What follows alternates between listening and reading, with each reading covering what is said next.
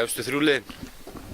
Efstu þrjú liðin, ég hugsa að það verði í engri sérstakri röð Danir, Spánverjar og Frakkar. Spútnik lið. Ég ætla að tippa á vin okkar frá Svartfjallalandi. Mér líst vel á þá, svona allavega það litla sem maður hefur séð að þeim.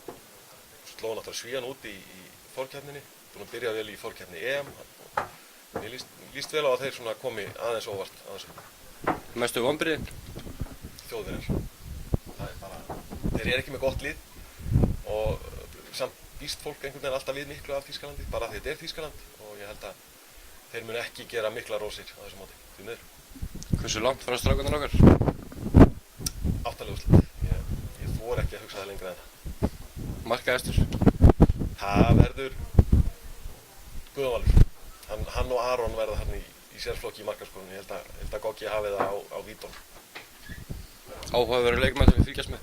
Það er náttúrulega klárlega. Það er allir að fylgjast með honum. En svo er ég spenntur fyrir honum Mads Mensa hjá Dönunum. Maður sá hann spila nokkra leiki í dönsku deildinni í fyrra og aðeins í vetur líka. Virkilega kröftugur og skemmtilegur strákur. Ég efast að hann fá að spila mikið, hann verður svona jókar hjá Dönunum en það verður gaman að sjá hann þegar hann fær að spila og þetta er svona, óútreiknanlegur leikmaður. Það er erfitt fyrir andstæðingana að eiga við hann og hann er óþekktur, hann á eftir að valda usla þann tíma sem hann fær að spila, hversu mikið sem það verður. Besti leikmaðurinn? Það er erfitt að segja um þessi. Það er rosa auðvelt að tippa bara á Mikkel Hansen eða Karabatic eða Narcís eða einhvern. Það er rosalega erfitt að segja svona fyrir fram. Svo getur alltaf einhver komið manni gjörsamlega óvart og sprungið út og maður stendur eftir alveg á gati sko. Þannig að ég ætla bara að segja að það verði Niklas Landin. Ég ætla að taka markmann núna.